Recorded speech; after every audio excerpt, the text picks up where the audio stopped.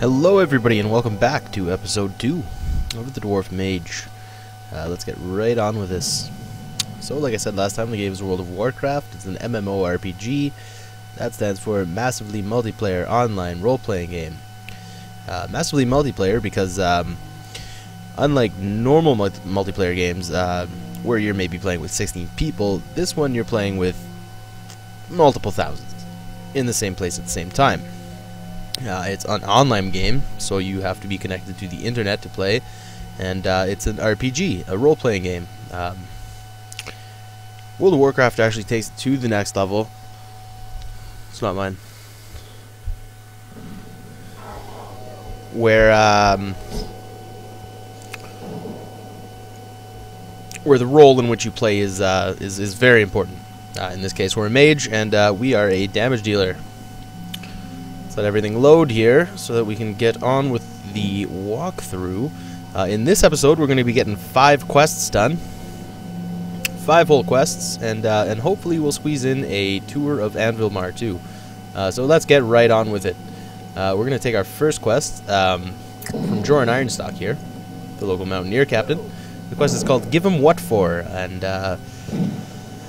basically he's saying that the Troggs are still attacking everybody, and in order to cow them into fear of the Dwarves, we're going to have to take out their leaders, which are just bigger Troggs. We got to do that quick times. Now we're going to walk up to Sten Stoutarm, who you might recognize from before the expansion pack. He offered some quests too. Anyway, the quest he offers right now is called Aid for the Wounded. He's telling us that the Dwarven defenders are only good for mining or mountaineering and not fighting, and they're getting hurt, so they need some help. In order to help them, all you gotta do is find one of these kneeling down wounded Coldridge mountaineers and click Sten's first aid kit to heal them. You gotta do this to 4 of them. It's not gonna take very long. Very easy to do.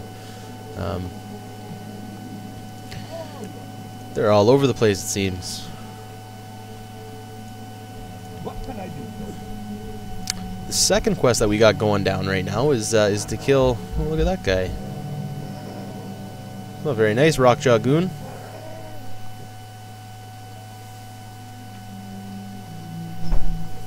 Ugly mugs on these guys. Looks like my mom in the morning. Anyway, I'm just trying to coax out a little ability that this guy's got called Club. There you go. So yeah, what that does is basically it's just a knockback and a spell interrupt. Unfortunately, he didn't interrupt my spell there, so I couldn't show you exactly what that does. But basically, when he casts that, no matter how far my spell is to casting, it'll interrupt the spell, so it doesn't actually get cast. And yeah, it also knocks you back, like you saw. What's on your mind? So we'll just heal this last wounded Coldridge Mountaineer and kill this last Rockjaw Goon to get on with the quest grinding. Notable about the Rockjaw Goon, along with the mob called Rockjaw Scavenger. Look at this, that's stone form. You press that if you're getting attacked. Anyway, notable about these guys is the fact that they drop something called the Rockjaw Dagger, or something along those lines. No, it's actually called a Trogg Dagger. Sorry, I lied. So yeah, that's one of only 2 mobs in the entire game that drops the dagger weapon named Trogg Dagger. If you are a collector, you're gonna have to grind that guy for quite a while. Him and the Rockjaw Scavengers, if you want that. Anyway, it's wardrobe time, people, and you know what that means. We get to see some quest rewards. Let's take off our robe so that doesn't interfere with the wardrobe time segment. So we're gonna go turn in "Give 'em What For," and Joran here offers us a couple of quest rewards. One being Boots of the Blameless. That's the male option for your feet slot. You got the big Trogg armbands as the leather option for your wrist slot, and the cloth option for us on the waist slot is the Belt of So-Called Leaders, which is the reward that we will be picking for a 2 armor upgrade. So let's put that on along with our robe, and go turn in our other quest to Sten Stout Arm. Turning in that quest will make another quest available from Joran Ironstock, called Lockdown in Anvilmar. Basically saying, since all the Troggs have come to attack, all the population of Coldridge Valley has been barricading themselves in Anvilmar. And they might need help, so he's sending us in there to help them. This is Anvilmar right here. It's just one big building. I did want to talk about this this episode, the weapons that a dwarf can use, and we're very limited actually. For ranged weapons, we are forced to use a wand, and for melee, we can only use staffs, daggers, and one-handed swords. So it is very limited for us. Anyway, let's turn in our quest to Jonah Ironstock, who very funnily looks like one of my buddy's girlfriends. Anyway, we're going to turn in the quest Lockdown in Anvilmar, and she'll be happy about that. And she offers us a follow-up quest that we can fit into this episode, called First Things First, We're Going to Need Some Beer. Another quest available from this guy named Grundle Harkin. Yes, I did say Grundle, and yes, that is another word for gooch. Funny stuff. Anyway, he offers a quest called Dwarven Artifacts. So we're going to get right to these quests. Jonah is saying that yes, she does need help here in Anvilmar, and she agrees that people need to start getting into work. But in order to do that, the dwarves need beer, obviously, because the dwarves are a beer-drinking people, as am I. And so I found this quest very interesting when I ran it through the first time. In that all three of the beers that she's asking us to gather for her are very similar to beers IRL. For example, Nomenbrow is very similar to Lowenbrow. And Stormhammer Stout right here sounds very similar to Stonehammer Stout. The other cask that we gather is a pale ale, and I'm sure that you guys, even if you're not beer drinkers, have heard of plenty of different pale ales. The second quest that we're on right now is called Dwarven Artifacts, and Grundle, the Dwarven Gooch, has told us that the recent cataclysm has shaken a lot of forgotten Dwarven artifacts off of the mountainside, and he's asking us to collect them for him so that he can study them. Another thing that I want to do very quickly is grind on 2 or 3 mobs before I return to Anvilmar, so that I just to ensure that I ding level 3 by the end of this episode. So I'm gonna kill a couple mobs before I do anything else. And I missed. That's no fun. Yeah, crazy damage done by mages. Not too shabby at all.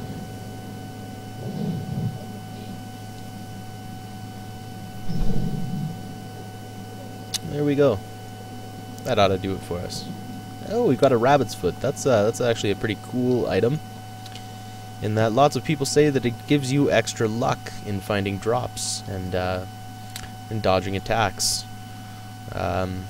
There's really no way to prove that that suspicion is correct. So it really depends on you if you're superstitious or not. I'm gonna keep it, however. I'm actually gonna keep as many as I find, because that's the way I roll. I'll show you guys stone form. So basically, yeah, this ability just enlarges the dwarf, and it reduces all damage that you take by a certain amount. I don't know exactly how much it is. And say if I were to have a poison debuff on, or a bleed debuff, or a disease debuff, clicking stone form would instantly get rid of those debuffs for me. It's a very nice ability. It used to be unreal. It used to be you click that ability and you would actually be immune to poison and bleed. That was before Wrath of the Lich King. I don't think there were diseases before then. I don't really remember, to be honest, because I hoot a little bit too much. But regardless, now it does remove disease effects. Anyway, let's turn in the rest of these 2 quests that we got on here, because we only got 5 minutes left. So we turn in First Things First. We're gonna need some beer, and She favors the Lowenbrow, starts drinking it, offers us another quest that we'll talk about next episode. Now we go to Gucharkin, and we're going to turn in the Dwarven artifacts that we found, and he says thank you. He even levels us up. That's brilliant. Level 3 paves the way for our next ability as a mage, and something very special about this ability is the fact that it's a big change in Cataclysm from the way that it used to work. Yeah, one of the big mage changes, actually. Arcane Missiles, along with the new ability Time Warp, is yeah, one of the really cool new changes of being a mage. Not that I knew that was what it was like before, but hey. Anyway, on with the tour of Anvilmar. Here we've got Bromos Grumner, the paladin trainer. He can't really help us because we're a mage. The Coldridge citizens, they just tell you what's going on here. Great to meet you. You good? That girl dancing in the corner.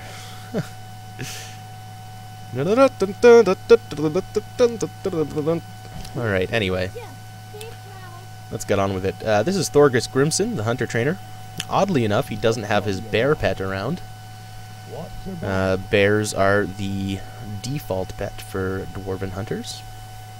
Grundle is the armorer. I don't know if I just said that or not. We can't really buy his stuff without him offering us that quest. Here we got Rybrid Goldbank, and he's the weapon vendor for Anvilmar. We'll get back into him at a later episode when we got enough money to buy our good stuff. Here's the rogue trainer, Solm, so if you're a rogue, you'll go to him. Brewfest, all they think about is drinking. Here we got Thran Corman, the warrior trainer. Teaches the warriors how to work. Sarah Paul, the warlock trainer. Warlock, I am pretty sure, is a new class for dwarves in Cataclysm. Branstock Calder, the priest trainer. Here we've got Tigli Merowith. She's our trainer as a mage. We will be speaking to her a couple times before this first playthrough is done. Durnan Furcutter sells us our cloth armor if we need any of that stuff. He also sells hunters and rogues their leather armor. And up these stairs you will see Tio Hammerstorm. He is the Dwarven Shaman trainer. Another class that was open to dwarves in Cataclysm. I have not talked to a dwarf shaman yet. I don't even know if I've seen a dwarf shaman yet, so I don't really know if there's any benefit to being a shaman as a dwarf. But these are their new totems. Cool new scroats. Anyway, let's get out of here. So I can actually end the video with a couple of minutes to spare. Yeah, let's sit down at the dinner table. Why not? So anyway, guys, that's been episode 2. I'm sorry that these ones came late. Yeah, been a crazy hectic week for me, and yeah, I just was not able to get anything done. That, along with the fact that I ran out of game time because I buy those stupid cards, and yeah, just had to go grab another card and get my shit started out before I can start recording all this stuff. I think I may even just record the next 2 episodes now so that I got it ready for next week when you guys are clamoring for more.